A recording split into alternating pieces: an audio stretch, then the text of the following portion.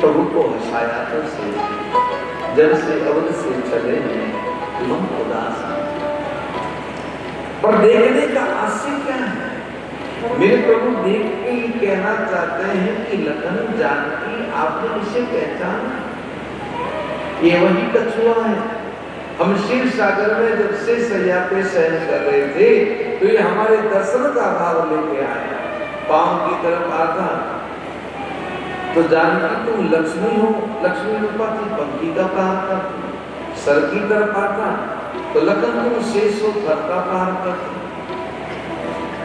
इस सर से पांव से सर घूमते घूमते व्याकुल होकर प्राण त्याग दिए, पर तुम दोनों ने इसे मेरे दर्शन नहीं करने दिए।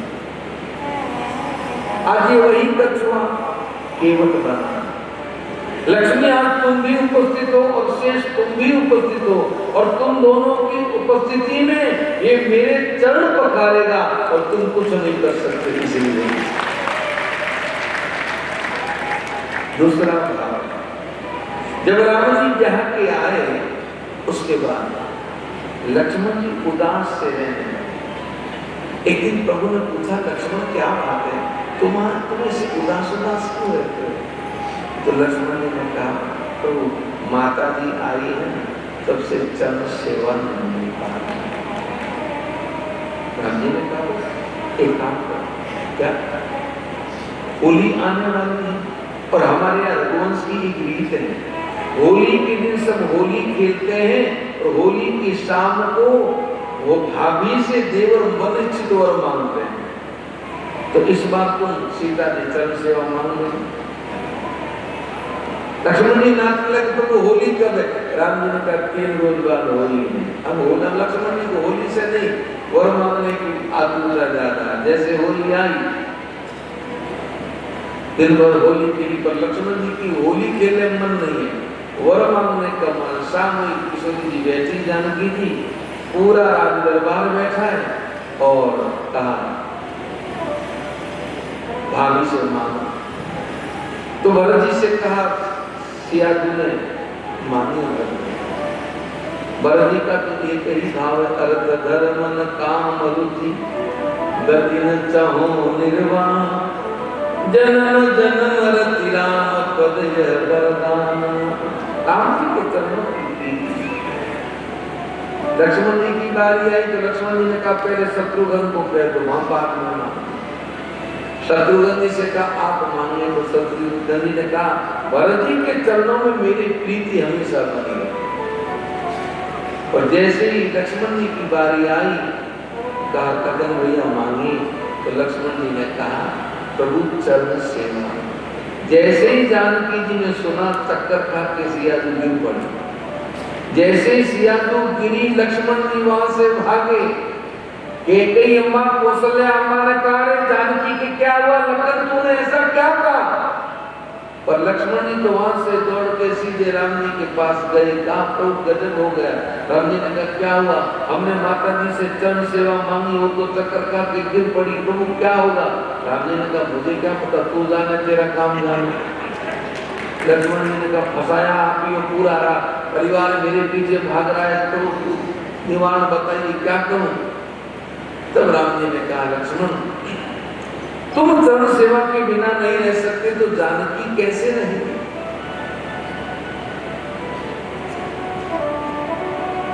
इसलिए तुम मुझे नहीं चाहिए। राम जी ने कहा, संभव नहीं है, रघुवंश की रीत दिया वचन देना पड़ेगा, तो क्या करूं? तो राम जी ने कहा, लक्ष्मण एक जाके कहो जानकी के पास में कि माता जी चरण सेवा, एक चरण की आपकी और एक चरण की मेरी चरण सेवा करें, आप हमें भी आप बुला रहे। लक्ष्मण जी ने वापस जाके कहा, तो जानकी जी को चेतना आई। मेरे प्रभु के हंसने का आश्चर्य कि तुम दोनों चरणों के मालिक यहाँ खड़े हो। एक चरण तुमने ले लिया, एक चरण तुमने ले लिया, लेकिन तुम दोनों की उपस्थिति में ये मेरी चरण सेवा करेगा, तुम कुछ नहीं कर सकते।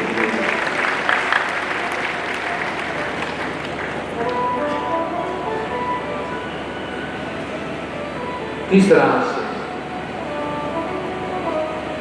लक्ष्मण राम जी ने हंस के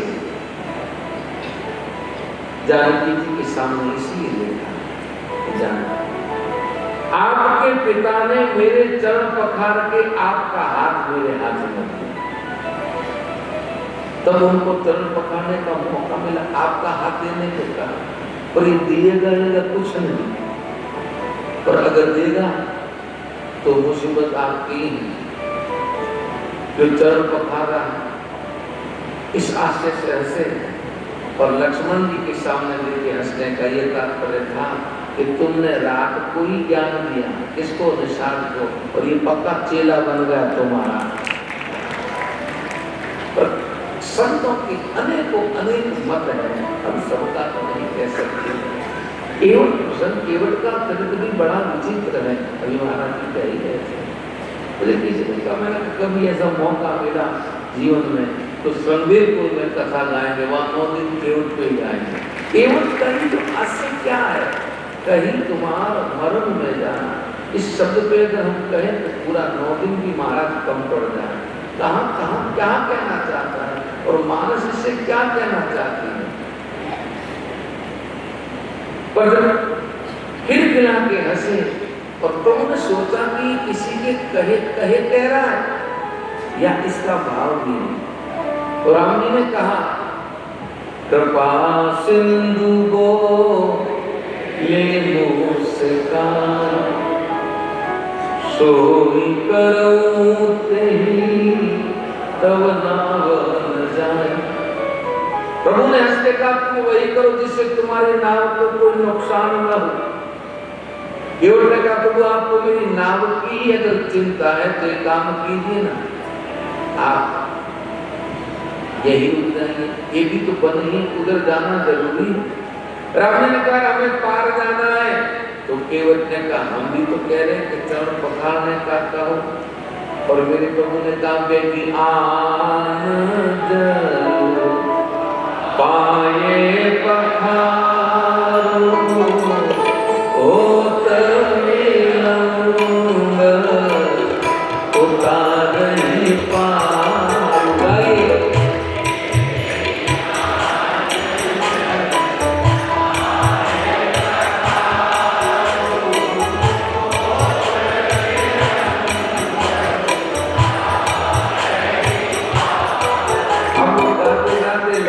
भूल जाते थोड़ा दूर से जा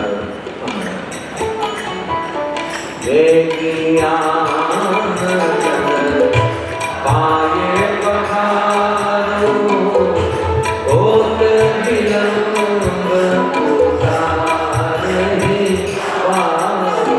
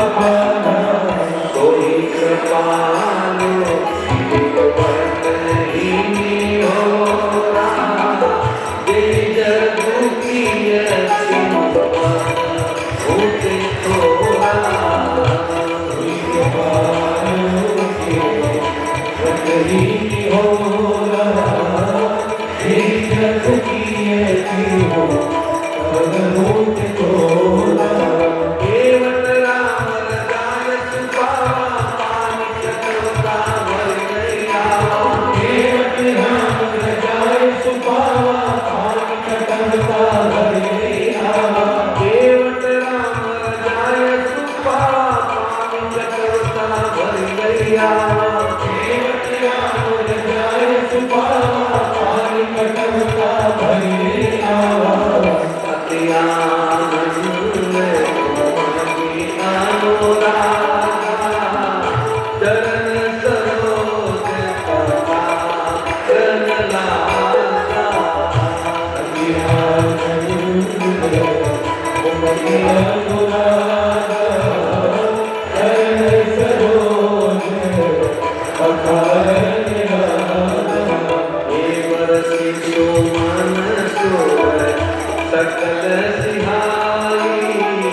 हे समपुण्य पुण्य को नाही वर्षि सुमन सुर सकल सिहारी यही समपुण्य पुण्य को नाही हे समपुण्य पुण्य को नाही यही समपुण्य पुण्य को नाही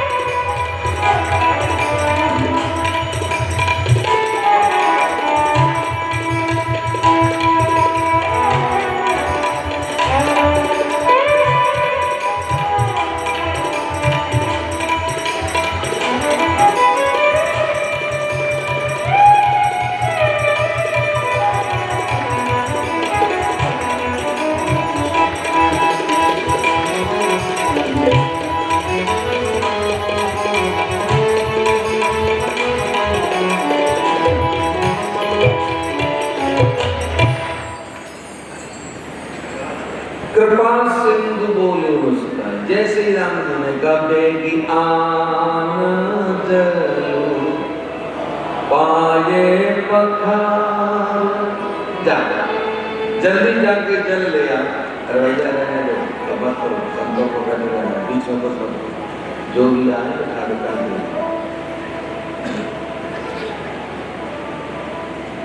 जाओ जल्दी जाके जल ले आओ और चल का मुझे विलंब करो। ओ तो विलंब पुकारे मुझे गोस्वामी जी इस पंक्ति के नीचे लिखी महाराज दिया, जहाँ सुनाम सुमिरत एक बारा और उतरे नर भव सिंधु पार। जिनका एक बार नाम सुमिरन करने से जीव भव से पार हो जाता है, सो कृपाल केवट ही नहीं हो रहा। आज वो मेरे प्रभु केवट को निहोरा कर रहे हैं, आग्रह कर रहे हैं। जे जग की तीन पग बहुत छोड़ा, जिन्होंने पूरे जगत को 3 पांव में छोटा कर दिया, आज वो एक गंगा पार नहीं कर। केवट को कहा जा चल गया। केवट ने कहा रुकी। राम जी ने कहा अब क्या हुआ? केवट ने कहा कि प्रभु मैंने आपके सामने 2 बात कही। पहले मैंने कहा जो प्रभु पार अवश्य गा चाहूं मोई पद पद पखारना। दूसरा मैंने कहा पद कमल धोए चढ़ाई नाम नाथ उतराई चाहूं। राम जी ने कहा तो मतलब क्या? केवट ने कहा महाराज मैं अनपढ़ हूं, लेकिन इतना जानता हूं धोना किसे कहते हैं और पखारना किसे कहते हैं। राम जी ने कहा हम समझे नहीं। कोई एक अगर पुरुष या नारी चरणों पे जल डाले तो उसे धोना कहते हैं, और पति पत्नी दोनों डाले तो पखारना कहते हैं। और मानस में दोनों, जब जनक जी ने अकेले ने राम जी के चरणों पे जल डाला तब गोस्वामी जी ने लिखा बहुरी राम पद पंकज धोई। और जब जनक सुने ना दोनों ने जल डाला तो पर बिलो की दंपति अनुरागे पाए पुनीत पखारन लाए। तो पखारने अगर आप मुझे कहते कि मैं कि आप जल पाए धो, मैं जल ले आया। पर आपने कहा बेटी आंदल पाए पखारूं तो मैं अपनी घरवाली को ले आऊं। लक्ष्मण जी ने कहा महाराज कहाँ चक्कर में पड़ रहे हो, अभी कह रहे घर वाले को फिर कहेगा बाप को लाओ, माँ को लाओ, सास को लाओ, ससुर को लाओ, पता नहीं किस किस को लाने का। अब देखिए पत्नी को क्यों याद किया इसने, क्योंकि इस पत्नी की वजह से ही आज केवट को ये अवसर मिला है। आप कभी विचार करें कि जब राम जी गंगा के किनारे गए, केवट से नाव मांगी, केवट ने कहा नहीं लाऊंगा, तो उस समय लक्ष्मण जी ने क्रोध में भर के निषाद के सामने देखा तो निषाद ने सब झुका दिया। तो क्या इस गंगा के घाट पे केवट के अलावा किसी की नाव नहीं थी क्या? एक नाव से सब पार होते थे ना? ऐसा नहीं था। तो फिर बाकी वाले नावें कहां गई? हुआ ये था कि रात के समय जब लक्ष्मण जी निषाद को ज्ञान दे रहे थे तो ये केवट वहां खड़ा था। केवट ने लक्ष्मण जी और निषाद का संवाद सुन लिया। जब लखन ने कहा ये ब्रह्म है, इनके चेहरे पे तुझे किंचित मात्र चिंता दिखती है, ये तो जगत के कल्याण के लिए देव ब्राह्मण को हित के लिए लीला कर रहे हैं। ये जब सुना तो केवट वहीं से उठ के सीधा घर गया। घर जाके बैठ के रोने लगा। पत्नी ने कहा क्यों रो रहे हो? तो कहा मैंने अपने महाराज और उनके छोटे भाई को बात करते हुए सुना कि जो राम जी है ना ये ब्रह्म है, अगर ये हमारी नाव में बैठ जाते तो हमारा जीवन धन्य हो जाता, और ये हमारी नाव में कहाँ बैठेंगे? हमारी नाव में टूटी फूटी पुरानी है और 8 वर्ष से नाविक अपनी अपनी नावों को सजा रहे। महाराज की खुद की भी तो 3-4 नई नाव है, तो हमारी नाव में राम जी थोड़ी बैठे हैं। तो केवट की पत्नी ने कहा कुछ याद करो, याद आया तुम्हें? केवट ने कहा नहीं। अरे याद करो, एक बार महाराज शिकार के लिए गए थे और प्यासी व्याकुलों की मूर्छित होकर गिर पड़े थे, तो आपने उनको पानी पिलाया था। तो महाराज ने कहा केवट वरदान मांग, और आपने मांगा नहीं। वो महाराज के पास आपका वरदान जमा, आज बड़ा सुंदर मौका, जाके मांग लो। केवट सुबह सुबह निषाद के पास आया, महाराज जय हो। निषाद ने कहा कैसे आए केवट? केवट ने कहा प्रभु आपके पास मेरा जो वरदान बाकी उसको मांगने आया। निषाद ने कहा केवट आज मैं बड़ा खुश हूँ, मेरे राम जी आए, मैं तुझे 1 नहीं 2 वर दूंगा, 2 तेरी इच्छाएं सो मांग ले। आज तो तू मेरा जीवन भी मांग ले तो भी दे दूं, तू राज्य मांगेगा वो भी दे दूंगा, बोल क्या दूं? केवट ने कहा मांग 1 नहीं 2 मांग ले। तो कहा एक वरदान तो मेरा ये है कि आज सुबह सूर्य उदय से लेके सूर्यास्त तक इस गंगा के घाट पे मेरी नाव के अलावा और किसी की नाव नहीं होगी। दूसरा, मैं राम जी से कुछ भी कहूं आप बीच में बोलेंगे नहीं। बदल में बदा हुआ नशा, इसलिए सब नावें हट गई, केवल केवट की नाव। और लक्ष्मण ने क्रोध में भर के देखा तो निषाद ने सब झुका दिया, जबकि वो तो भीलों का राजा है और उसकी उपस्थिति में केवट की क्या विषाद को मना करे, नाव नहीं लाऊंगा, पर सब झुका दिया। लक्ष्मण ने सोचा कुछ न कुछ गड़बड़ है। तो केवट ने कहा मैं अपनी उस पत्नी की वजह से आज ये मौका मिला तो उसे कैसे भूल जाए। तो कहा मैं अपनी घरवाली को बुला ले। रानी ने कहा जिसको भी लाना जल्दी जाके ले। अब केवट आया, पत्नी से कहा जल्दी तैयार हो जाओ, भगवान ने चरण पखारने की अनुमति दे दी। पत्नी तैयार हुई तो केवट फिर रोने लगे। पति ने कहा अब क्यों रो रहे? अरे भगवान ने चरण पखारने की अनुमति तो दी, तो अब चरण पखारेंगे किसमें? हमारे पास तो कोई पात्र ही नहीं है। केवट की पत्नी ने कहा अगर हमारे पास कोई धातु का पात्र नहीं है तो क्या हुआ? हमारी नाव में पानी इकट्ठा हो जाता है तो पानी को निकालने के लिए लकड़ी का कट होता है, उसमें चरण पखार लेंगे। केवट ने कहा वो तो ठीक है, लेकिन प्रभु कहेंगे नहीं केवट तेरी लकड़ी की नाव नाली बन जाती है, तो कट होता भी तो लकड़ी का है, ये नाव नाली बनेगी तो कट होता छोटा छोरी बनेगी, तेरे घर का पतैया।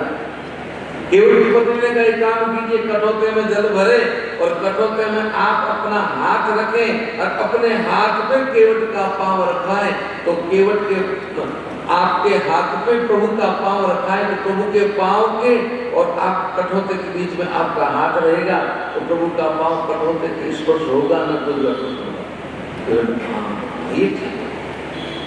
केवट राम रजाए सुपावा पानी कटोता बड़ी नहीं आ। अब हाथ रखा, प्रभु से कहा चरण रखो, प्रभु ने चरण रखा, पखारा, का पार रखे, दूसरा चरण रखे, पखारा, प्रभु उसकी धूल लगी वापस रखो, वापस पखारा, प्रभु उसकी धूल लगी वापस रखो, एक एक पांव को 5-5, 7-7 बार करना। राम जी ने कहा तू कर क्या रहा, गीला पांव बार रखेंगे तो धूल लगेगी। केवट ने कहा ओ महाराज ने भूल ही गया, अब की बात है, पांव रखो। पांव रखा, पकड़ा, अपना हाथ बाहर रखा, ताई आपका पांव पकड़ा हुआ मेरे हाथ पे रखो। राम जी ने रखा, दूसरा पांव कटोते थे, दूसरा पांव रखो, प्रभु दूसरा पांव रखा। केवट ने कहा धोऊं कैसे? तब बंदे ने ये जो बाहर वाला पांव है इसको ऊपर उठा, प्रभु ने पांव ऊपर उठाया। आज तक भगवान को पाने के लिए महाराज जी भक्त एक पांव पे खड़ा हुआ है, लेकिन ये पहला भक्त जिसने भगवान को एक पांव पे खड़ा किया। अब केवल धीरे धीरे चरण पकड़। राम जी ने कहा भैया जल्दी कर, मेरे शरीर का संतुलन बिगड़ रहा, कहीं मैं गिर न जाऊं। केवट ने कहा आप गिरने का डर है तो काम कीजिए, मेरा सर पकड़ दीजिए। लक्ष्मण जी ने कहा तो रख दीजिए ना सर पे हाथ, क्या पता बुद्धि ठिकाना है, कब से कर कीजिए। केवट ने धीरे लखन भैया के सामने देखा, लखन भैया बुद्धि ठिकाने तभी सब कुछ हो रहा है। राम जी ने केवट के सर पे हाथ रखा और जैसे ही प्रभु ने केवट के सर पे हाथ रखा, इस दृश्य को देख के देवता अपने आप को रोक नहीं पाए। बरस सुमन सकल सी आए, देवता पुष्पों की बरसात करके ईर्ष्या कर रहे हैं कि इस समय पुण्य कौन आए, इससे बड़ा कोई पुण्य और भाग्यशाली जगत में हो नहीं सकता जो भगवान के चरणों को पखारा है और भगवान उसके सर पे हाथ रख के करे चरण पखार और राम को गोद में उठा दे। राम जी ने कहा ये क्या करा? केवट ने कहा प्रभु यही तो गड़बड़ी है, आप पुनः जमीन पर पांव रखोगे और फिर मिट्टी लगी फिर गड़बड़ हो जाएगा। गड़बड़ी गंगा के इस किनारे वाली धूल और आपके चरण के मेल से ही होती है। गोद में उठा दिया। पर ये आदमी कितना बुद्धिमान है, प्रभु ने अवतार लिया, उसके बाद में अशोक जी 2 लोगों ने एक लाभ लिया। किसने? दशरथ जी ने राम जी को गोद में उठाने का लाभ लिया और जनक जी ने राम जी के चरण पखारने का लाभ लिया। इस आदमी ने सोचा चरण पखार के जनक जी वाला लाभ ले लो और गोद में उठा के दशरथ जी वाला लाभ ले उठा दिया, गोद में ले जाके शिला में बिठाया। राम जी ने कहा यहाँ पे बिठाया तो कहा महाराज मेरे घाट का नियम है, यहाँ जो पहले आता है ना जो पहले जाता है। राम जी ने कहा सुबह पहले हम ही आए, हमसे पहले कोई आया तो नहीं, और आया होता तो क्या कोई दिख तो नहीं रहा। केवट ने कहा आपको नहीं दिख रहा पर मुझे दिख रहा। अभी आदमी गंभीर हो गया, कहने लगा तो कोई बात कहूं। राम जी ने कहा ये जो गंगा बह रही है मैंने संतों से सुना है कि इसमें जो भी स्नान करता है वो पाप मुक्त हो जाता, क्या सही है?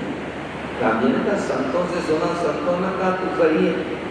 तो कहने लगा मेरे पूर्व नित्य गंगा स्नान करते, गंगा के जल को पान करते, गंगा के जल में भोजन बना के ग्रहण करते, लेकिन फिर भी प्रभु वो मुक्त नहीं हुए।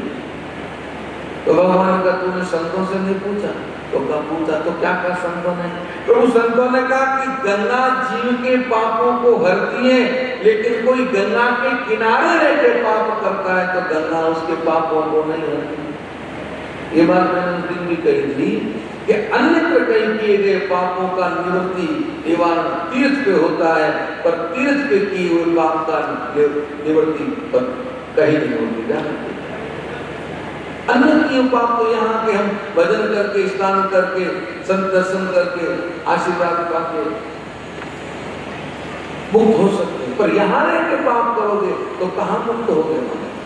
तो महाराज केवट कहने लगा हमारे पूर्व यहाँ गंगा के किनारे रह के जीवों की हत्या की, इसलिए इस गंगा ने उनको मुक्त नहीं किया। पर प्रभु ये जो बहरी है ना गंगा, ये भी आपके चरणों से निकली है, और ये जो मेरे कठोते में है ना, ये भी आपके चरणों से निकली है। इस गंगा के किनारे जो मेरे पूर्वजों ने पाप किए, और इस गंगा का तो अवतरण ही अभी हुआ है। मैं अपने पूर्वजों को, पितरों को तर्पण करूं, आप मंत्र बोलो। लक्ष्मण जी के सामने देखा हो जाता, केवट ने पितरों को तर्पण किया। केवट के पितृ तृपित होके जय जयकार करते हुए भगवान के धाम को गए। लेकिन जीवन में जन्म लेना, अपना उद्धार करना कोई बड़ी बात नहीं है हमारा। जो अन्यों का उद्धार करे, जीवन उसी का श्रेष्ठ है। अपना जीवन उद्धार करना कौन सी बड़ी बात है।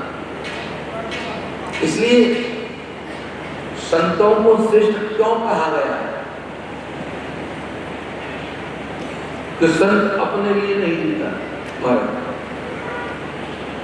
संत का एक ही उद्देश्य होता है, उसने ईश्वर को जान लिया, अब उसका एक ही उद्देश्य होता है कि मैंने जो सुख पाया वो सुख औरों को भी मिले। इसलिए महाराज घूम घूम के प्रेरित करता रहता है।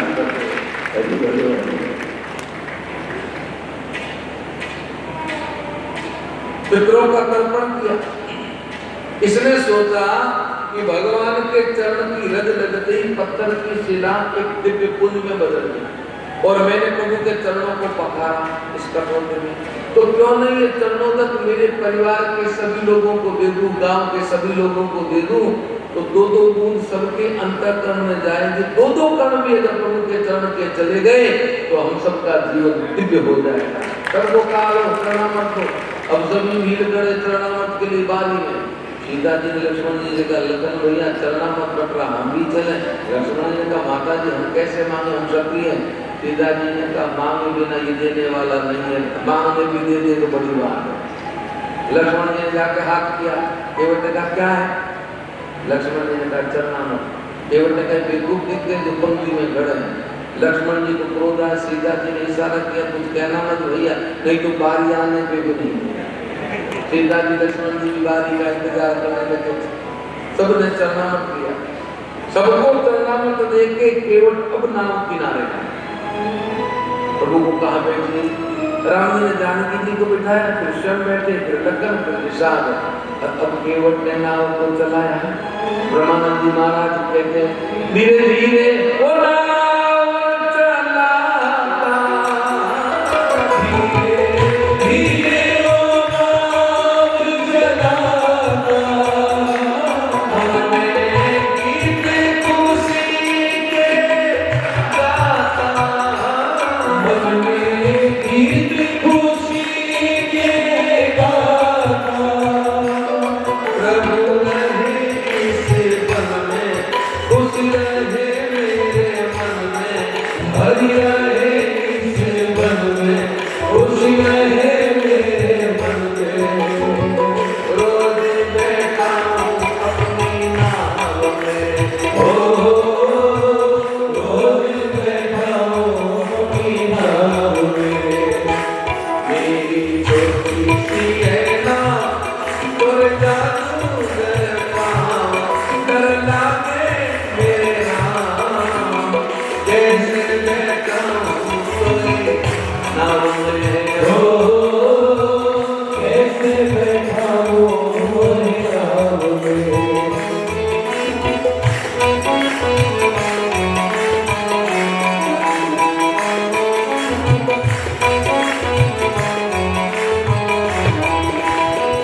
केवट धीरे धीरे नाव चला रहा है और बड़े प्रेम से गीत गा रहा है। क्या गा रहा है? सभी मेरे साथ गाइए। केवट कह रहा है कि मेरी नैया में, मेरी नैया में सीताराम, गंगा मैया धीरे हो, मेरी नैया में सीताराम, गंगा मैया धीरे हो, मेरी नैया में सीताराम, गंगा मैया धीरे हो, मेरी नैया में सीताराम, गंगा मैया धीरे हो।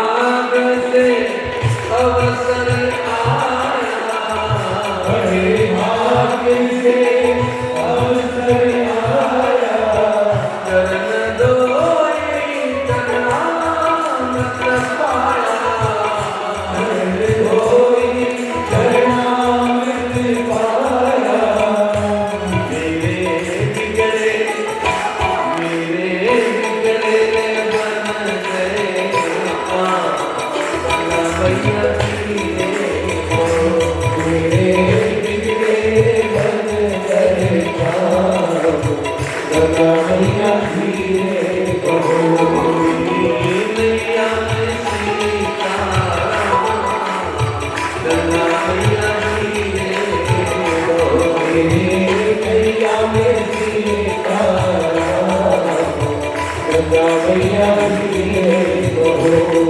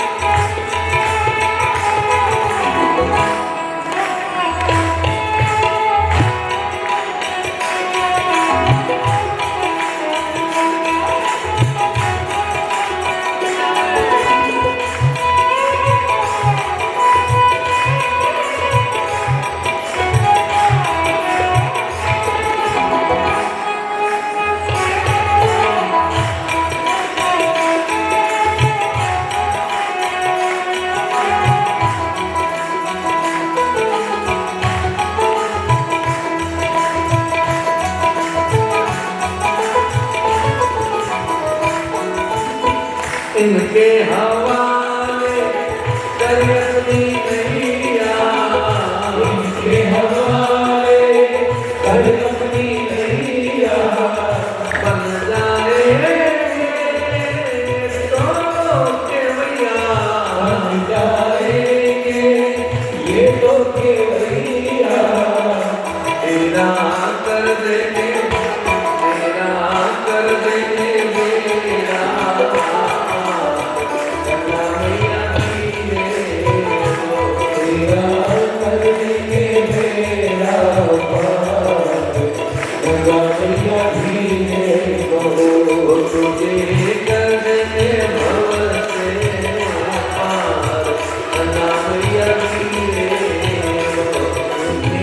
कर देंगे भव से पार, गंगा मैया धीरे बहो। धीरे धीरे नाव चलाता, धीरे धीरे नाव चलाता, मन में गीत खुशी के गाता, मन में गीत खुशी के गाता, प्रभु रहे किसे मन में, खुशी रहे मेरे मन में, हरि रहे किसके मन में, खुशी रहे मेरे मन में। रोज बैठा हूँ अपनी नाव में, ओ रोज बैठा हूँ अपनी नाव में, मेरी छोटी सी है ना तो जादू लगे मेरा, कैसे बैठा हूँ नाव में, ओ कैसे बैठा हूँ तुम्हारे नाव में।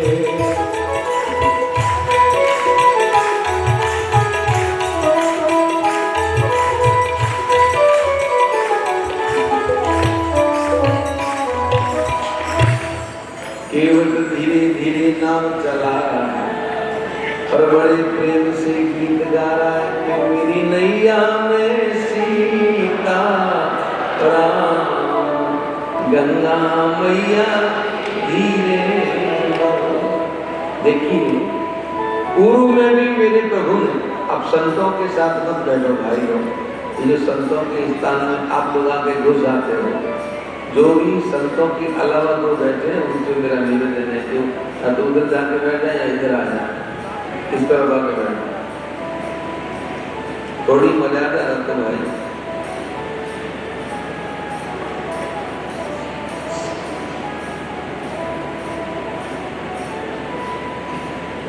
मेरे प्रभु ने पूर्व में भी गंगा स्नान किया, पर गंगा को पता नहीं चला कि यही मेरे जन्मदाता। तो जब गंगा को पता चला उसके बाद में तो केवल ने गंगा में पांव रखने दिया ही। तो जैसे ही नाव चली तो गंगा प्रभु के चरणों को छूने के लिए लहरें उठने लगी, और जैसी लहरें उठने लगी तो नाव डूबने लगी।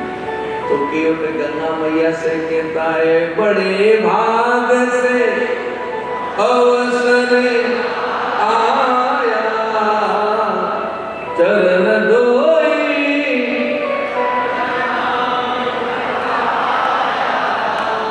अरे मेरे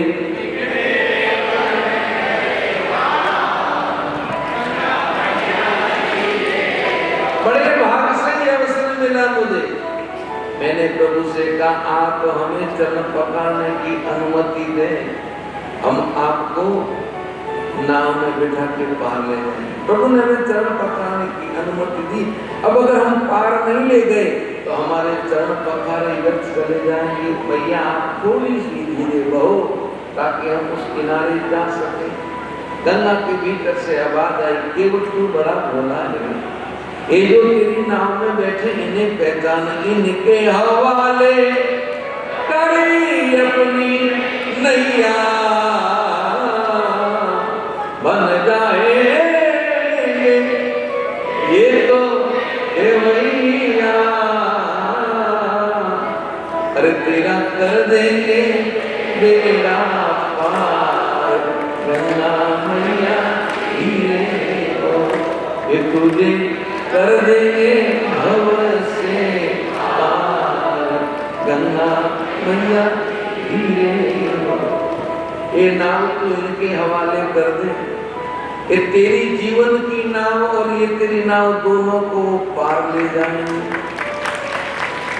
केवट नाव लेके उस किनारे आया, जैसे किनारा आया वापस घुमा दी। लक्ष्मण जी ने कहा प्रभु नाव घुमा दी। राम जी ने कहा कोई सामान भूल गया होगा बेचारा, इसके वापस जाना। फिर वो किनारा आया, फिर घुमा दी। लक्ष्मण जी ने कहा किनारे लेके भी नहीं गया। राम जी ने कहा हो सकता बहाव तेज होगा, फिर उधर फिर इधर, कभी उधर कभी उधर, 5-7 बार इधर उधर ले जाना। राम जी ने कहा तू कर क्या रहा है, कभी इधर कभी उधर कभी उधर कभी उधर। केवट ने कहा प्रभु एक बात पूछूं। राम जी ने कहा आपके पिताजी ने आपको वनवास दिया। राम जी ने कहा ये तो नहीं कहा कि इतने इतने दिन भला भला जगह जाके रहिए। राम जी ने कहा ये तो नहीं कहा, तो हमारी नाव में बैठे रहो, कौन सा उतराई मानना। लक्ष्मण जी ने कहा पितरों के तर्पण करवा दिया, तुझे उतराई बाकी है क्या। राम जी ने कहा वो बात नहीं भैया, तुम बार बार इधर उधर लाते ले जाते हो ना, उससे हमको चक्कर आने लगे। केवट ने कहा 5-7 चक्कर काट दिए, आपको चक्कर आने लगे, और हम 84 लाख चक्कर काटते, हमको चक्कर नहीं आते। राम जी ने तब तू मेरा चक्कर मिटा दे, मैं तेरा चक्कर मिटा। केवट नाव लेके कुछ पर आया। अब देखिए अभी महाराज जी ने कहा उस किनारे केवट को जब राम जी ने बुलाया तो आया, और उसने प्रणाम दंडवत कुछ नहीं किया। क्यों? कि अगर उस किनारे दंडवत कर देता तो सेवक बन जाता, और सेवक बनता तो आज्ञा का पालन करना पड़ता। इसलिए प्रणाम दंडवत कुछ नहीं किया, अपने मन की सब बात मनवाई। और जब ये किनारा आया तो कुछ बाबा कहते केवट उतरी दंडवत की नाव, केवट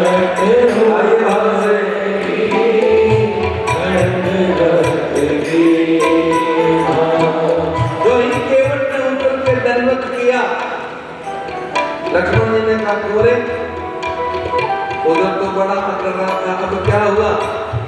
केवट ने कहा लगन भैया उधर पकड़ने से काम बन गया, पर इधर पकड़ने से नहीं, इधर तो चरण पकड़ने से काम बनेगा। इसलिए केवट उतरी दंडवत की नाव, केवट उतरी दंडवत की नाव। प्रभु ही संकोच यही नहीं कर देना, प्रभु ही संकोच यही नहीं कर देना।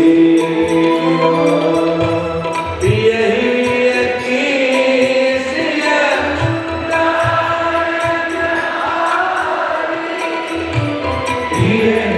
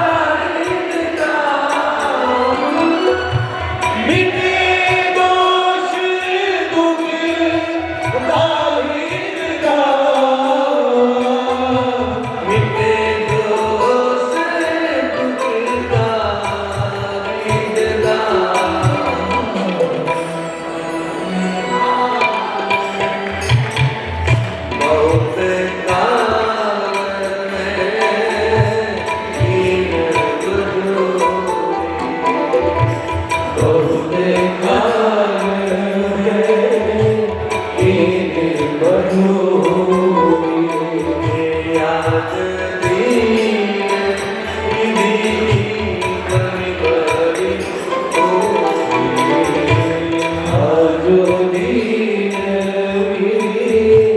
कति भरी भूरी अब कटुना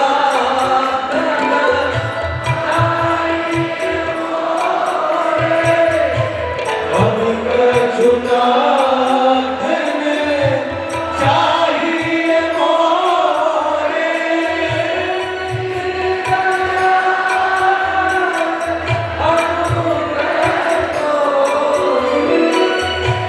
दीन दयाल अनुग्रह तोरे दीन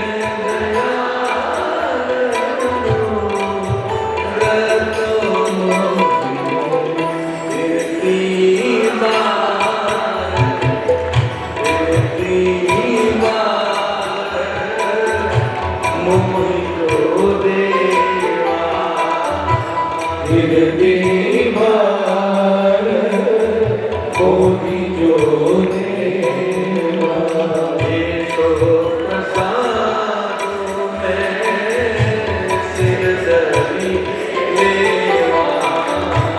सो प्रसादो में सिर धरि लेवा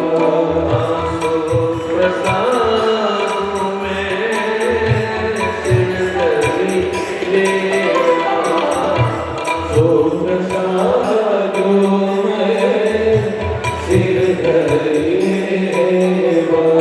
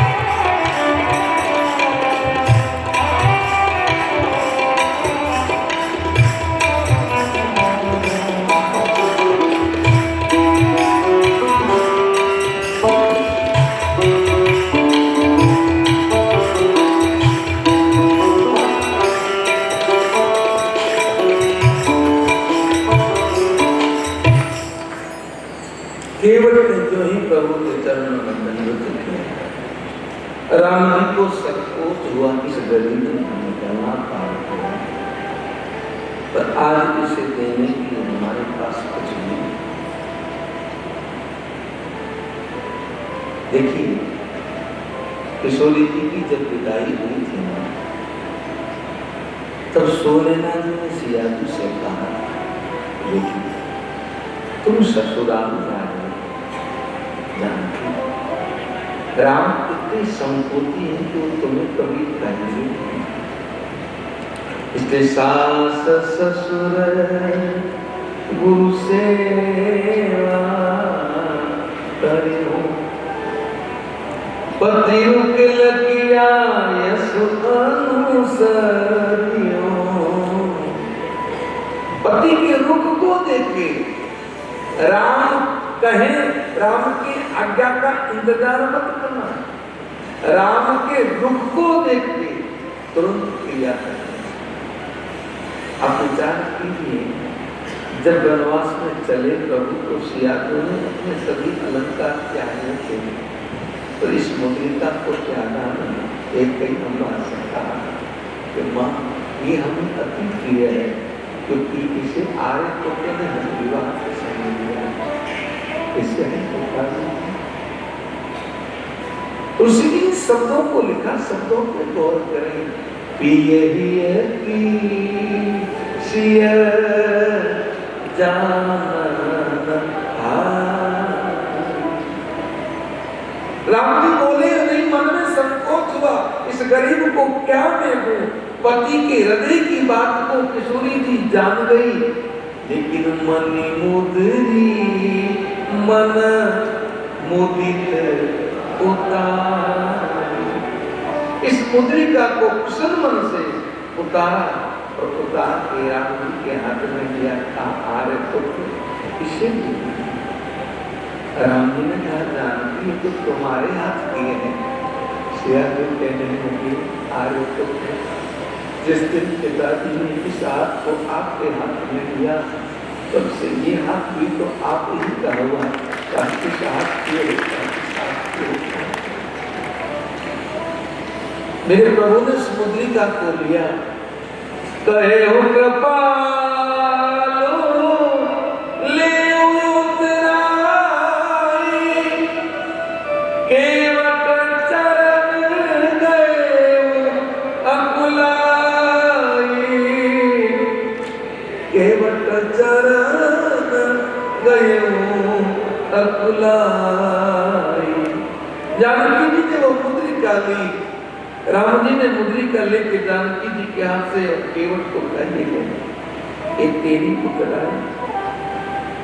केवट अकुला के प्रभु के चरणों में गिरा, रोने तो मेरे वस्त्र जरूर फटे हुए, पर मेरा चरित्र फटा हुआ, मैं कहीं जरूर इतना तो गिरा हुआ नहीं है कि मैं किशोरी जी के अलंकार को नाते आजू में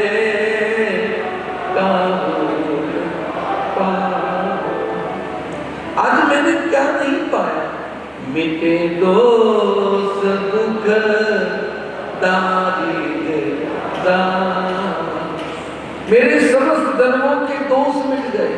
जीव का सबसे बड़ा दोष होता है महाराज पितृ दोष।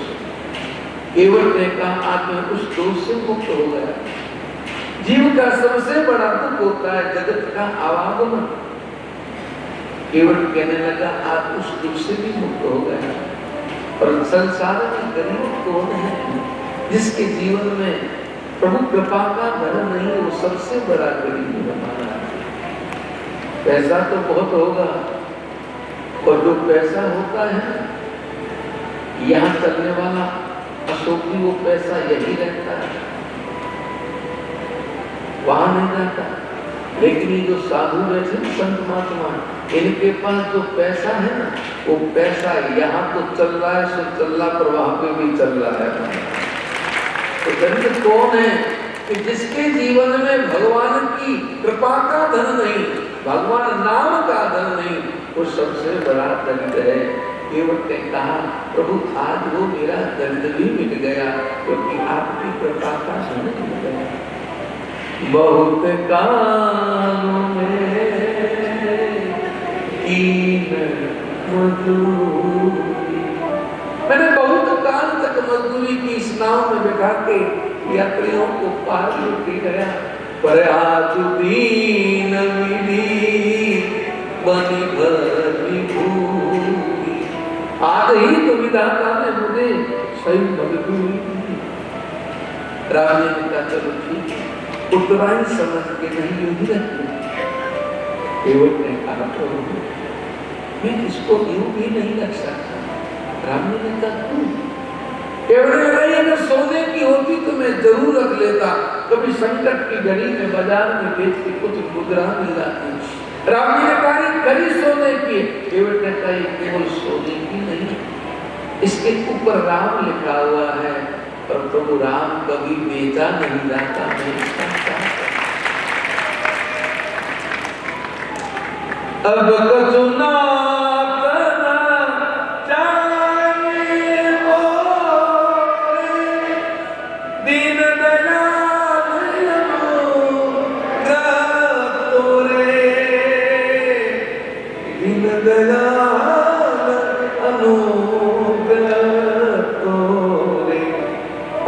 कुछ नहीं चाहिए प्रभु, आपका कृपा का धन मिल गया। राम जी ने कहा तो कर देना है तो फिरती बार मोहि जो दे सो प्रसाद में सिर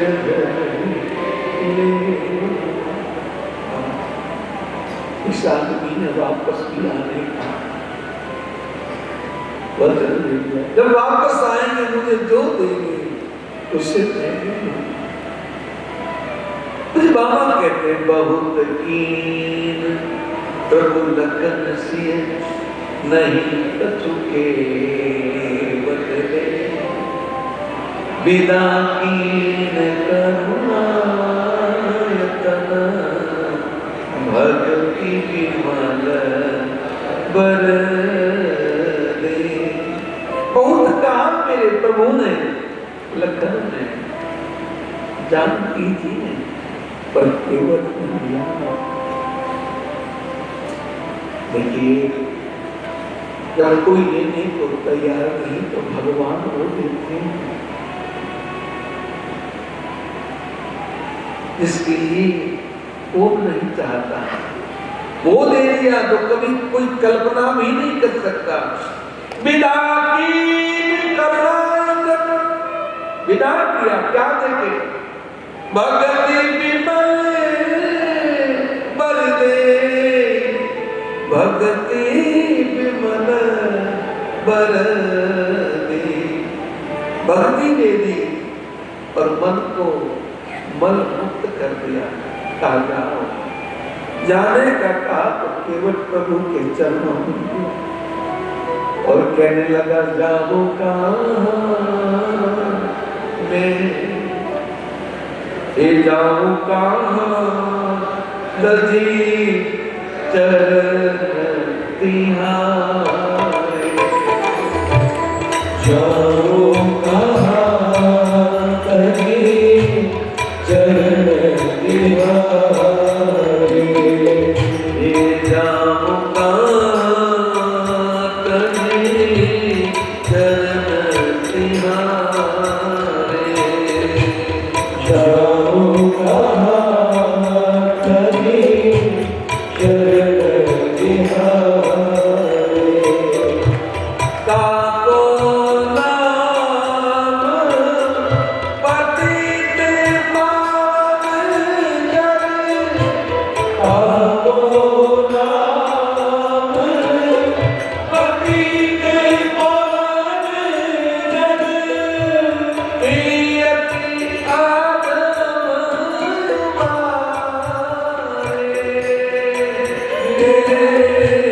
प्रिया की आदम उबारे।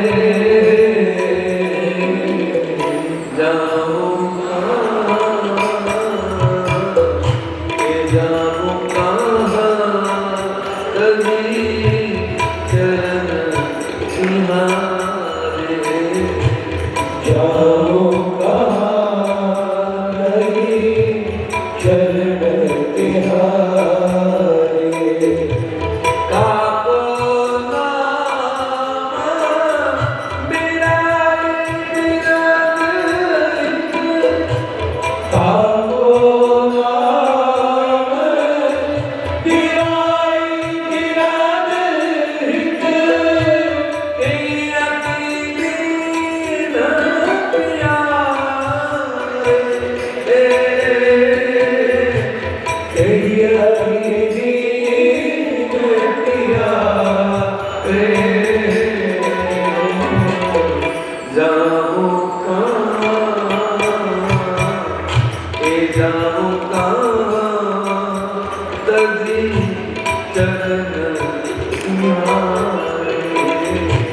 जाऊंगा नहीं शरण तिहारे।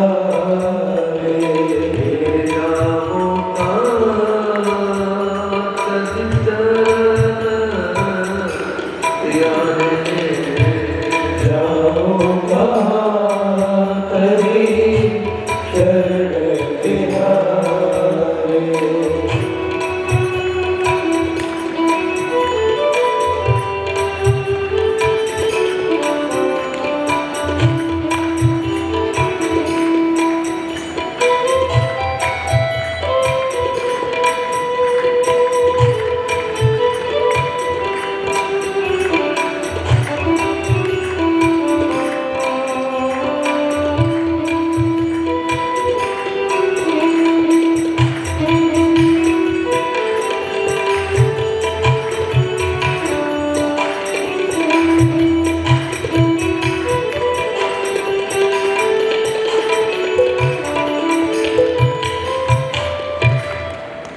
केवल प्रभु के चरणों में गिरा रोने।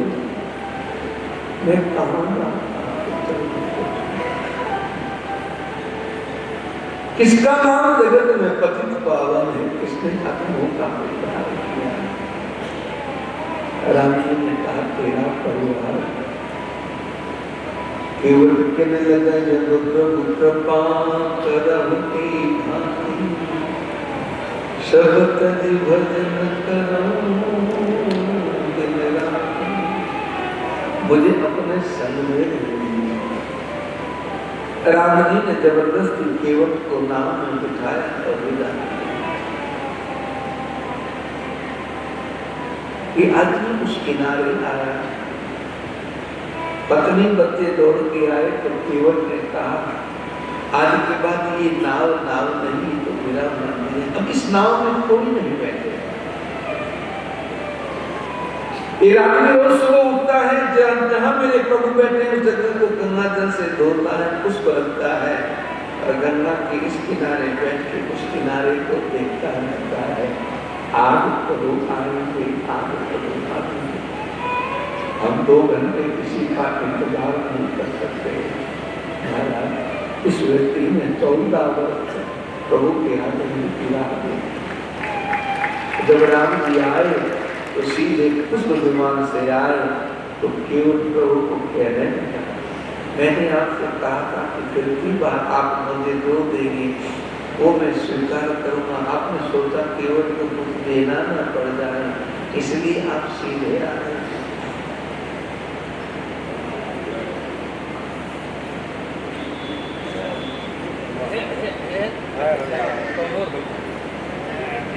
राम जी ने कहा वो बात समय की अवधि पूरी हो चुकी। अगर मैं तेरी नाव में बैठ के आता तो भरत अपने प्राण त्याग दे, इसलिए मुझे सीधे आना पड़ा। पर केवल अब मैं अवध में आया, मेरा राज्याभिषेक होता तो उस समय जरूर आना। और जब राम जी का राज्याभिषेक हुआ तो सभी वहां उपस्थित थे। महाराज लेकिन मेरे प्रभु बार बार के द्वार को देख रहे हैं। किशोरी जी ने पूछा राम जी से ए भैया वहां बैठे हो तुम लोग क्या कर रहे हो। मैंने कहा ना कोई महात्मा आए तो उनको आने दो, हर किसी को अंदर आने नहीं देते वाले। क्या कर रहे वहां पे? क्यों खड़े होते हैं तुम लोग?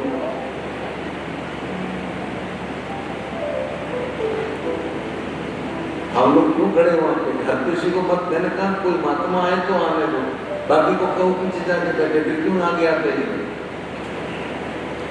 आप रोको उसको, फिर किस लिए खड़े वहां पे?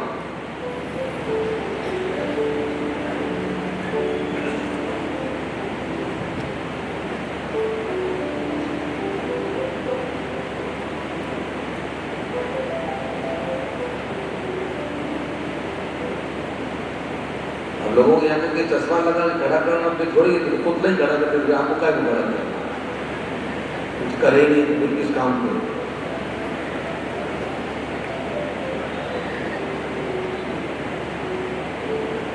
कोई महात्मा है उनकी जगह तो बैठाएं तो ठीक है, आमदन की यहाँ पे बैठना चालू हो जाए तो फिर उनको कहाँ बैठाएं?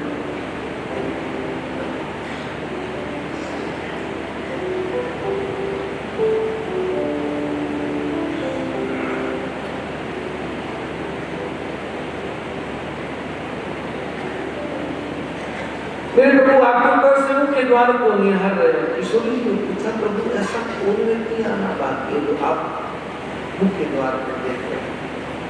राम जी ने कहा सभी तो आ गए, पर ध्यान मेरा केवल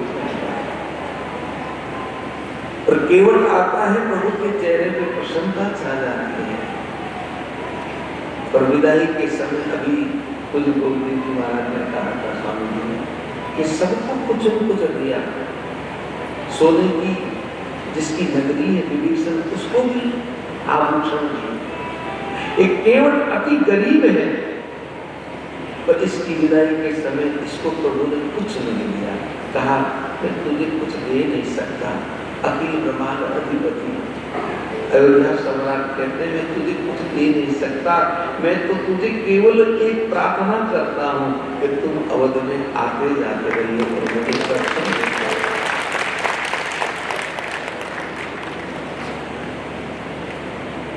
आर्थिक शिव का पूजन किया और देखिए अयोध्या से चले तो रथ में बैठ के संगेरपुर आए, गंगा पार नाव में की और पद यात्रा अब प्रारंभ हो गई।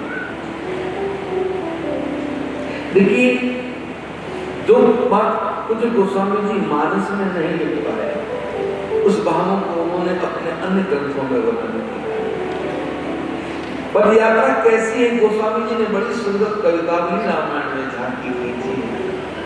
बाबा कहते पुर से निकसी रघुवीर बधु धरी धीर दने मगन में डहरे, पुर से निकसी रघुवीर बधु धरी धीर दने मगन में डहरे,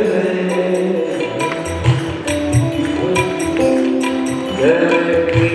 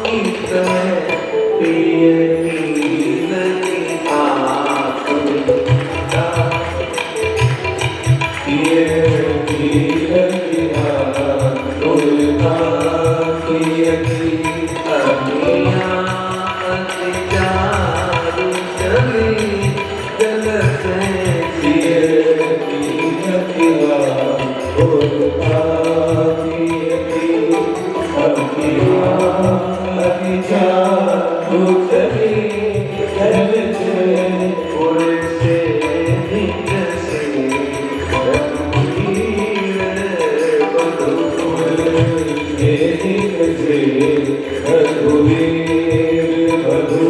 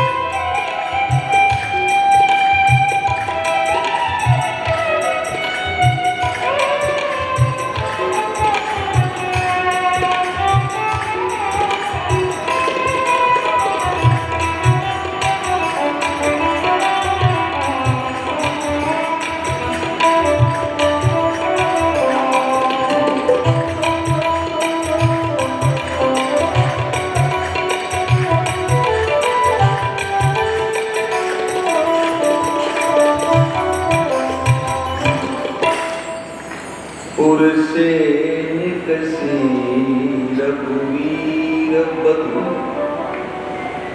धरि धीर गए मग में डग गए। जैसे श्रृंगेरपुर से किशोरी जी चली है, धीरे धीरे के 2 कदम भरे हैं तो दशा क्या हुई? जल की भरी भाल कंजल की, ललाट पे पसीने की बूंदें चमकने लगी। उठ सूख गए मधुराधर, होठ सूख गए। फिर बूंदती हैं चलनों अब केत पूछती हैं कि अब आगे कितना चलना। पर्ण कुटी करियों के तुम्हें पर्ण कुटी कहाँ बनाएंगे?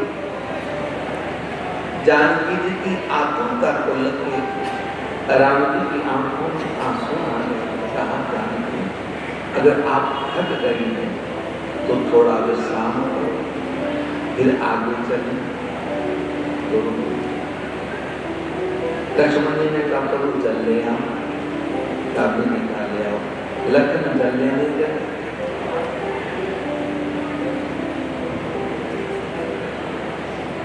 अरे भाई कब से कब कथा विराम तक तो इंतजार करते। उनको कहो आ जाए, बदनराज जी को अंदर आ जाए, बंद कर दो, आ जाओ आ जाओ, बंद करो आ जाओ। जिनको सेवा नहीं होगी वो बाद में आ जाओ, बदनराज जी बंद कर दो, जरूरत नहीं। उनको कहो अंदर आ जाए। ये पहली बात तो बिल्कुल भी हमारे कार्यकर्ता ही करते हैं, औरों को क्या बोलते हैं। बदनराज जी को अंदर आ जाए, छोड़ दे, आ जाओ चुपचाप बैठ जाए।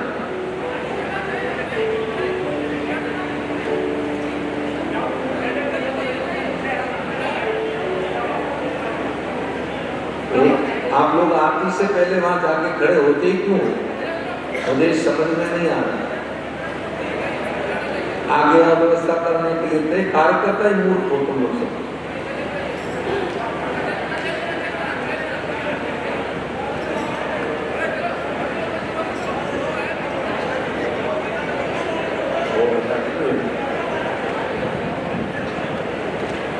क्या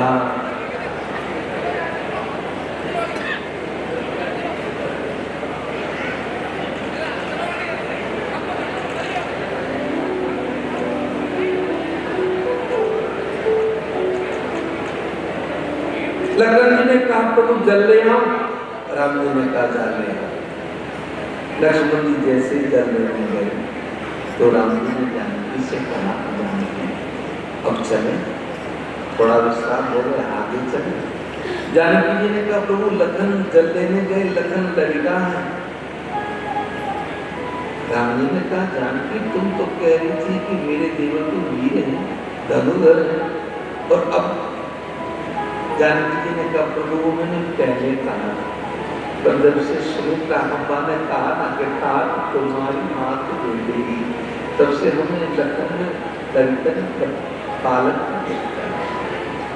बोले मिथिलेश तुम्हारी प्रभु जी खाड़े रहो, गए लखन लेन बन पारी प्रभु जी खाड़े।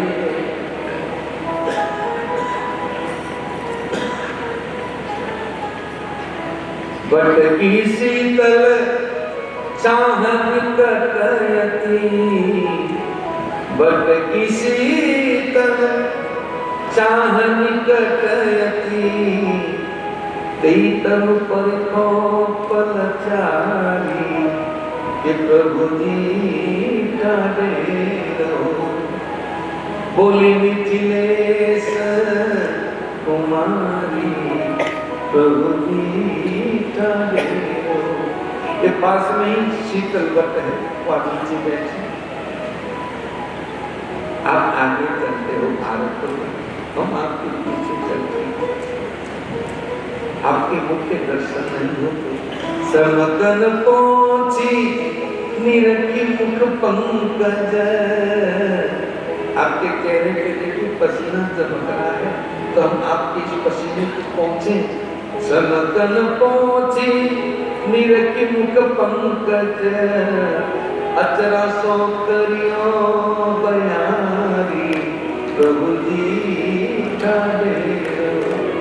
बोली मिथिलेश कुमारी प्रभु जी ठाड़े रहो।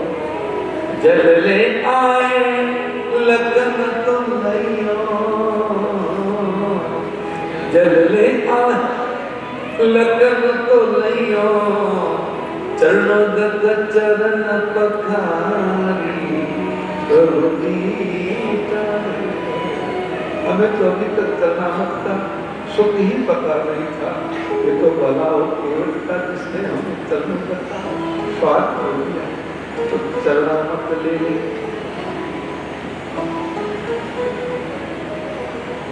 सुनि राजेश सिया झुके बैना, पुलकेशी अवध बिहारी प्रभु जी ठाड़े रहो। बोली मिथिलेश कुमारी प्रभु जी ठाड़े रहो। जब तक लखन जल ले आते हैं, जल पी के प्रभु आगे चलते हैं, भरद्वाज जी के आश्रम में आते हैं, भरद्वाज जी से मिल के रात्रि विश्राम करते हैं। यहाँ से आगे चल के वाल्मीकि जी के आश्रम में आते हैं, वाल्मीकि जी से मिलते हैं और वाल्मीकि जी से पूछते हैं कि हम कहाँ जाके रहे। वाल्मीकि जी कहते हैं, पूछत मोई रहूंगा मैं पूछूं सकुचाए। आप मुझे पूछते हो कि मैं कहाँ रहूं, तो मैं आपसे पूछता हूँ कि ऐसा कौन सा स्थान है जहाँ आप नहीं हो। आप अपने आप को छुपाते हो, पर मैं जानता हूँ आप कौन हो। यहाँ वाल्मीकि जी कहते हैं, श्रुति से तू पाल सुहाना पर 136 अयोध्या का ये श्रुति से तू पाल राम तुम जगदीश माया जानकी। श्रुति से तू पाल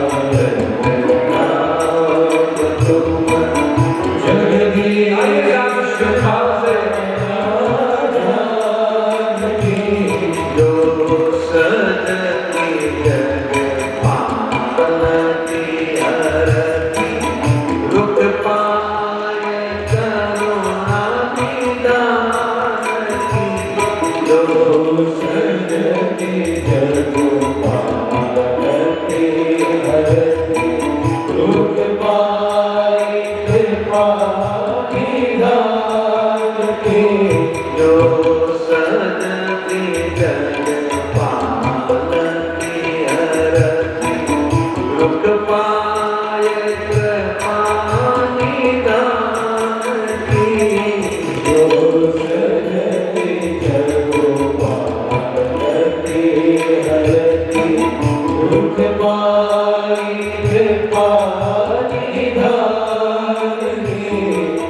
जो सहसा शीस खाई से माई धर्म लखन सकल धनी जो सहस शीस माही सुबहि धरु लखनु सचराचर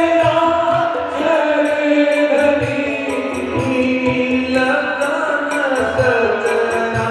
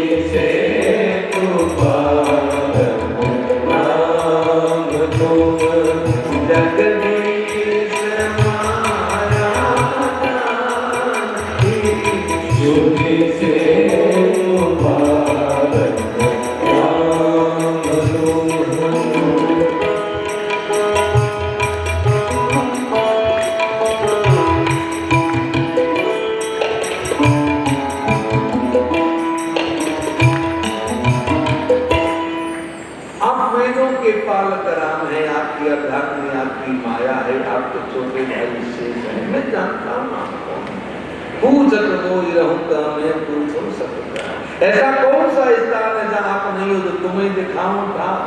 फिर भी आपने मुझे पूछा तो मैं अपनी बुद्धि से आपको स्थान बताऊं, और मेरे प्रभु ने 14 स्थान बताए। अब आप देखिए, ऐसे तो हम कई बार कथा में विस्तार से वर्णन कर चुके हैं, एक बार 14 स्थान पे 9 दिन कथा जाए, लेकिन पहला और आखिरी स्थान महाराज पहले में जिनके श्रवण समुद्र समाना कथा तुम्हारी सुगंध सरीनाना। अब ये क्यों पहला, ये क्यों कहा? पहला स्थान जिसके जीवन में आ जाता है तो धीरे धीरे समय के अंतराल पे वो 14वें स्थान पे चला जाता है। और 14वां स्थान कौन सा है? वाल्मीकि जी कहते हैं जो व्यक्ति निरंतर कथा सुनता है, जिनके कर्ण कान सागर के जैसे हो जाएं, और आपकी कथाएं विभिन्न प्रकार की नदियां, कितनी की नदियां जाके सागर में गिरे पर कभी सागर तृप्त नहीं होता, कितनी की कथाएं सुने पर कभी कान तृप्त न हो, तो धीरे धीरे वो सागर एक समय ऐसी स्थिति में आ जाता है कि जाहि न चाहि कबहु कछु तुम सब सहज सहे। जिसको जीवन में किसी से कोई कुछ नहीं चाहिए, केवल तुमसे सने बसो निरंतर कासुर सो राहुल निज गेल। आप निरंतर उसके हृदय में विराजित होइए, सो आपका अपना घर है। अंत में कहा चित्रकूट गिरि करहि निवासो सो सब भात कुमार सो पासो। नदि पुनीत पुराण बखानी अति प्रिया निकट बल आनी सुर संधार नाम सुना करी जो सो पाठक पोतक नाकिनी। आप मंदाकिनी किनारे चित्रकूट जाके निवास करें, और मेरे प्रभु वाल्मीकि जी से आज्ञा लेंगे चित्रकूट आते हैं। चित्रकूट रघुनंदन छाये समाचार सुनि सुनि मुनि आए। देखिए मुनि आते हैं, महात्मा आते हैं, संत मिलते हैं, कोई बड़ी बात नहीं, उनका सम्मान करते हैं, कोई बड़ी बात नहीं। लेकिन उस क्षेत्र में रहने वाले वीर किरात कोली वो भी आते हैं, राम जी उनकी बातों को भी सुनते हैं। और वहां हमारे कुछ गोस्वामी जी लिखते हैं वेद वतन मुनि मन अगम दे प्रभु करुणा है वतन किरात के सुनत जिनकी जुबान पर है। और इसी दोहे के नीचे कुछ बाबा ने लिख दिया, ऐसा क्यों? क्योंकि राम ही केवल प्रेम प्यारा जान। और ये राम जी केवल प्रेम के प्यारे हैं, तभी तो ये सब उसी प्रेम में डूबे हुए मानस को गा रहे हैं। हमारा जाके गा रहे हैं, ये प्रेम ही तो है, और है क्या? मेरे प्रभु चित्रकूट निवास करते हैं, सुमंत वापस अवध जाते हैं, दशरथ जी को राम जी के बन जाने की सूचना देते हैं, और उन अवध जो इंतजार में है कि राम आएंगे आएंगे, पर जब पता चलता है कि राम नहीं आएंगे, कौशल्या समझाती रही नाम समुद्र बन कर विचारो राम वियोग ही नाम।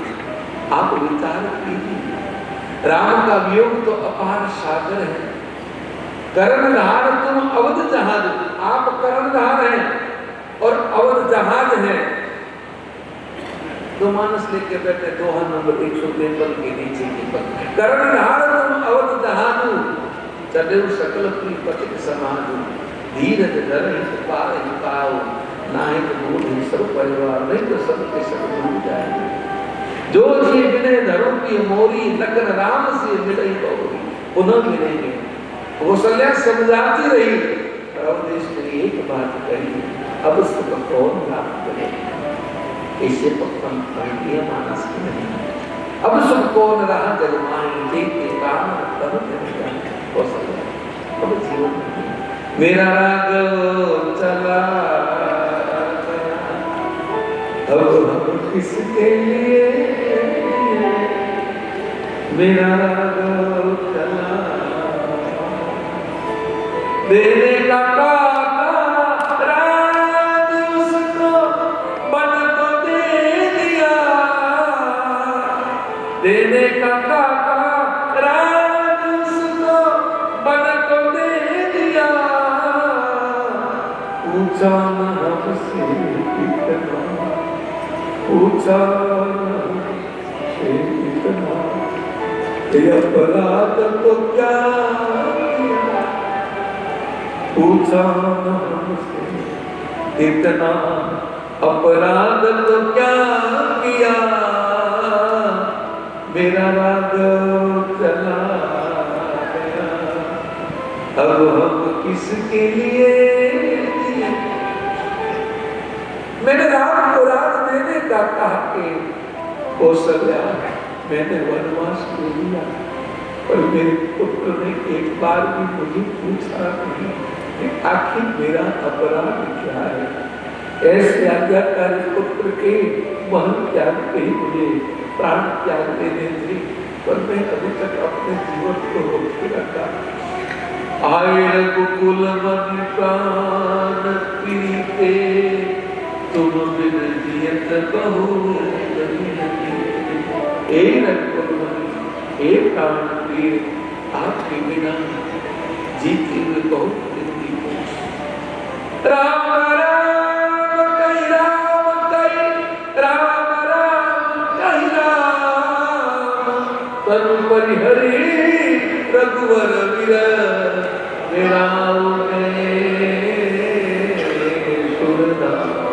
राम राम का और संसार से छह बार का। संतों के अलग अलग भाव में तीन लोग सामने खड़े, सुमंत, कौशल्या और सुमित्रा, तो तीनों को अंतिम राम राम कहा। छह बार करके प्राणों को त्यागा। कौशल्या ने सोचा महाराज को मूर्छा आई है, जाके हाथ लगाया तो हाथ से झिलता, गर्दन के हाथ लगाया तो गर्दन लुढ़क गई, हृदय पे हाथ रखा तो हृदय की धड़कन बंद है। कौशल्या पछाड़ करके नीचे गिरी। सुमित्रा अवध अनाथ हो गई। करहि विलाप अनेक प्रकार, परई भूमि तल मारई मारा, परई भूमि तल मारई मारा। बिलपत बिकल दास अनुदासी, घर घर रुदन करई पुरवासी। नारी सकल के कई देई, नयन वहीन कीन जगते। अरे बाबा ये तूने क्या कर दिया, पूरे जगत को भेद ही कर दिया। वशिष्ठ जी को सुनना रखने वशिष्ठ आए। देखिए हमारे परिवार का कोई प्रियजन चला जाता है जगत से तो हम रोते हैं, क्योंकि हमारा स्वार्थ का संबंध है, लेकिन मृत्यु तो उसी की धन्य होती है महाराज जी जिसकी मौत पे कोई साधु होए। आज वशिष्ठ आए हैं अपने प्रिय शिष्य की देह को देखे गुरुदेव की आंखों में आंसू आ गए। अवधेश थोड़ी जल्दी करना और जो ही मुनि की आंखों में आंसू आए कुछ बाबा की कलम लिख उठी जन्म मनन फल दशरथ पावा कोटि अनेक अमल जसु छावा जियत राम विदु बदन निहारा राम विरत करी मरण सवारा। जीवन मरण जन्म मृत्यु का फल तो अवधेश ने पाया है महाराज। जब तक जगत में रहे जब तक राम जी के स्वरूप को निहारते रहे और आज राम वियोग में अपने प्राणों का त्याग करेंगे। वशिष्ठ ने समझाया सबको मत रोई जो जगत में आता है उसे आता है। पिता को गात्री पुत्र देता है और महाराज के चारों पुत्रों में से कोई याद नहीं। महारानी आप कहो तो राम को बुलाए आप कहो तो भरत को। आप सोचिए कौशल्या जी के सामने कितना बड़ा धर्म संकट रहा होगा। कौशल्या चाहती तो कहती गुरुदेव राम को बुलाए और मेरे प्रभु को आना पड़ता। और कौशल्या अम्मा ने कहा गुरुदेव जिस वचनों को रखने के लिए महाराज ने अपने प्राणों का त्याग कर दिया उस वचनों को तोड़ेगी नहीं।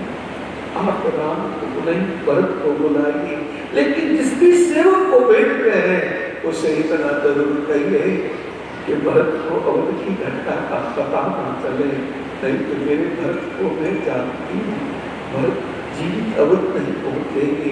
एक बार कैसे भी करके आप भरत को अवध में आइए बाद में मैं तुम्हें संभाल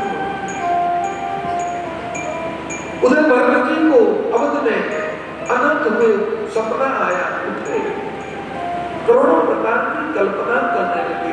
भगवान शंकर का अभिषेक करने लगे ब्राह्मणों का भोजन करवाया। तब तक तो दूत पहुंच गए। दूतों ने कहा गुरुदेव ने याद किया मन में अनिष्ट की आशंका थी भरत जी त्वरित गति से अवध को चले बीच में कहीं रुके नहीं। जैसे ही अवध में प्रवेश किया अवध की दशा देखी है जो सदियों के घाट जहाँ ब्राह्मणों के वेद मंत्र उच्चारण होते हैं नाटक इत्यादि होते हैं आज वो सब घाट सूखे पड़े। घाटों में कोई चहल पहल नहीं है पशु पक्षी कोई चकचकाहट नहीं है किसी ने चलाया सब जरूरत हो चुका है। जिसके सामने भरत जी देखते वो अपने आंखों को रोक नहीं पाता तो सर को झुका के मोड़ के सीधा चला जाता है। मन में अनिष्ट की आशंका तेज हुई तो भरत जी ने सारथी से कहा रथ को एक ही मां के महल की तरफ ले जा। एक ही मां है इसलिए नहीं। भरत जी को पता है कि राम जी एक ही के महल में रहते। सबसे पहले मैं राम दर्शन करूंगा बाद में सोचूंगा अवध में क्या हुआ। जो ही एक ही महल में आज एक ही आरती की थाली लेके आई है। कहीं कहीं तो महाराज दशरथी की आत्मा इस दृश्य को देखती होगी। महाराज अभी अंतिम संस्कार नहीं हुआ और सजी आरती ले आई सज के आरती ले आई। भरत जी ने कहा इधर उधर देखे माँ कहूँ कहता कहाँ सब माता कहाँ श्यामल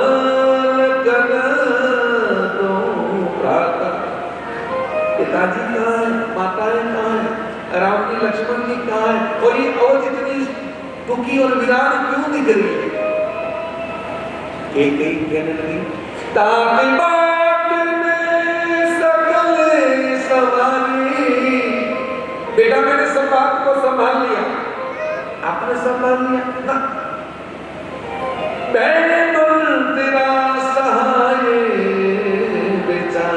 बेचारी मंत्रा ने मेरी सहायता की। अरे क्या संभाल लिया मैं पूछ रहा हूँ अवध क्यों दुखी है। तो कहने लगी कच्चू के काज बीच बिगाड़ सवारा सामने पर बीच में बिगाता भी कुछ गड़बड़ कर क्या गड़बड़ किया। सुरपति भूपति सुरपति तुम्हारे पिता देवलोक हो गए। जो ही भक्त जी ने पिता की मृत्यु को सुना जहां खड़े थे वही नीचे गिर पड़े। ताते ताते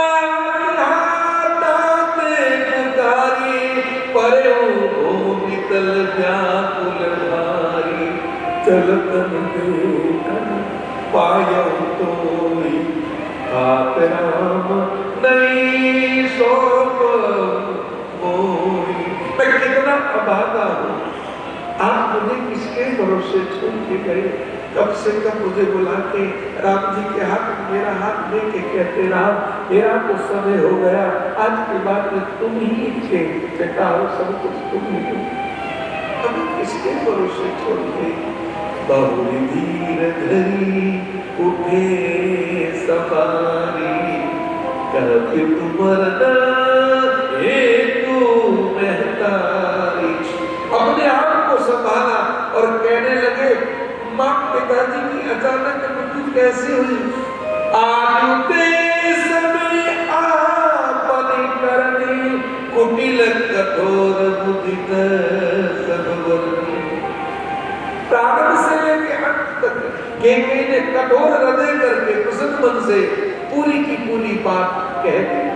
जैसे ही भरत जी ने राम जी के पद को सुना, भरत विसुने पितु मरद सुनत राम पद कौन, हे तो अपन बहुदानी थकित रहे धरि कौन। समझने की शक्तिशील हो गई, क्या हो गया। एक ही कहने लगे पर तुम क्यों इतना सोच कर क्यों चिंता कर रहे हो, तेरे लिए मैंने राजा का गोवध का राजभोग, तेरे पिता की उम्र हो चुकी थी और गए तो कोई अफसोस वाली बात नहीं, जाना ही है, सबको आए हैं सो जाना ही। भरत जी ने सर पकड़ा, अरे अभागी ये तूने क्या कर दिया, सब प्रकार से तूने कुल का नाश कर दिया। जो पे कुरुचि रची तो जन्मत काहे न मोही। तेरे मन में कुरुचि थी तो तूने मुझे जन्म देते ही तो नहीं मारती। पेड़ काट दे पालव सीता मीन जियई नित मारी पुनीता। पेड़ को काट के पत्तों में जल डालें तो पत्ते हरे नहीं रहेंगे, पानी निकालते रहो तो मछली जीवित थोड़ी रहेगी। अंश वंश दशरथ जनक राम लखन से भाई, जननी तू जननी भई किसन कवन बसन। मेरा हंस जैसा उज्ज्वल वंश, राम लक्ष्मण जैसे मेरे भाई, दशरथ जैसे मेरे पिता, मुझे सब कुछ ठीक मिला पर तेरे जैसे मुझे मां क्यों मिली। भरत कहने लगे जब ते कुमति कुमत जेठन कंड कंड होई हृदय गयो। बरमानत मने बई नहीं पीरा गरिन जी मुख परे पीरा। तेरे मन में कुमत आई, तेरे हृदय के टुकड़े टुकड़े क्यों न हो गए। बरमान के समय तेरी जीव गल क्यों न गई, तेरे मुंह की कीड़े क्यों न पड़ गई। पर रोने लगी जननी मेरे जियो किनोरा, जननी मेरे जियो किनोरा। मैंने जियो किनोरा, मेरा जियो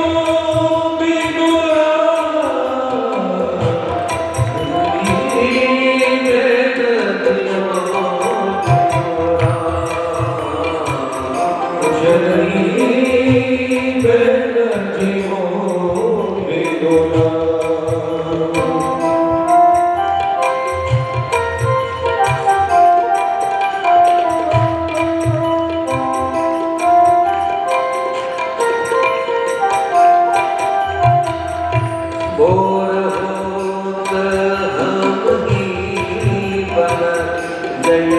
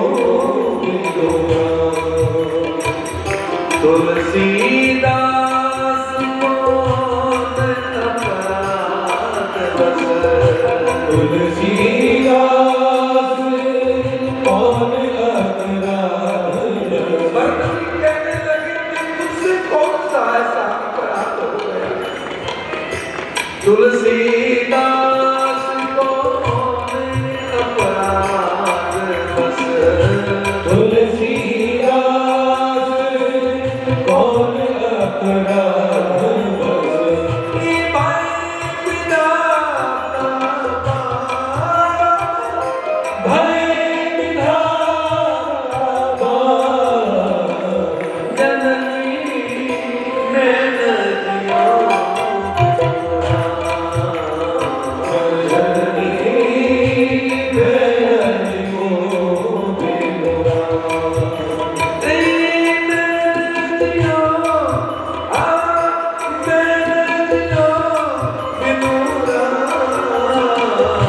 जननी मैंने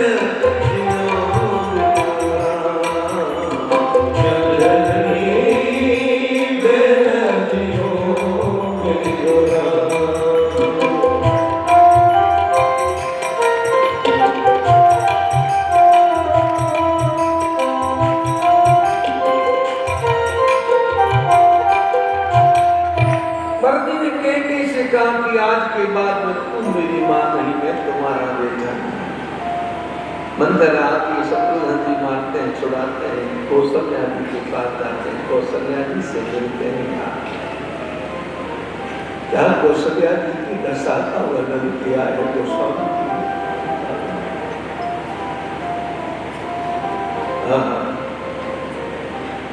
निरखत बाल धमैया बार बार उर्दय मन लाल, प्रभु की बाल कन्हैया जननी निरख बाल, बार बार प्रभु के बचपन की उपनयन है, इसको हृदय से नेत्रों से लगाती है। बाबली सुनी है माँ को सदा, भरत जी जाते हैं, माँ भरत को आके लेके चक्कर खाते नीचे उठा के माँ को संभालते हैं।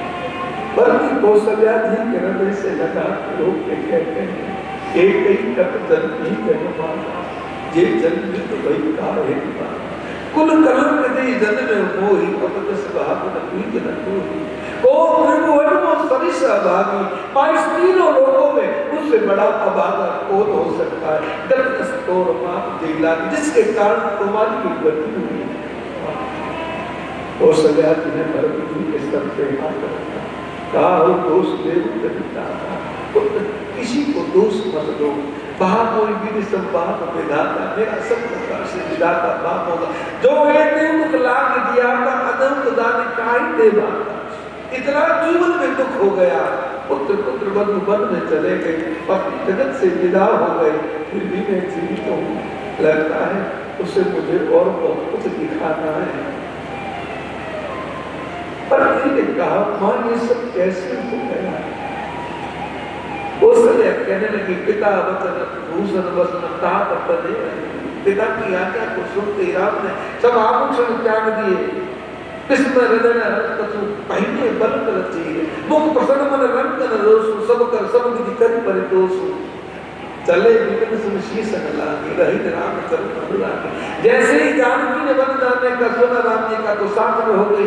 खूब राम ने समझाया, मैंने समझाया, पर भरत राम चरण अनुरागी, जानकी रुकी नहीं। लक्ष्मण ने सुना तो लक्ष्मण भी साथ हो गए। रहीन जतन किए रघुनाथ, राम ने खूब कोशिश की पर लक्ष्मण भी नहीं रुके। लक्ष्मण राम से मन ही सिधाए, गए उस संग प्राण पठाए। वो तीनों मेरी आंखों के सामने वन में गए, न तो मैं उनके संग जा पाई और न मेरे प्राण निकले। पर एक बात कहूं पुत्र, जन्म मरण भर भूपति जाना, जन्म और मृत्यु का पल तो तेरे ठिकाने जाना है। मोर हृदय से तो पुलिस समाना, मेरा हृदय करोड़ों वज्रों के समान है।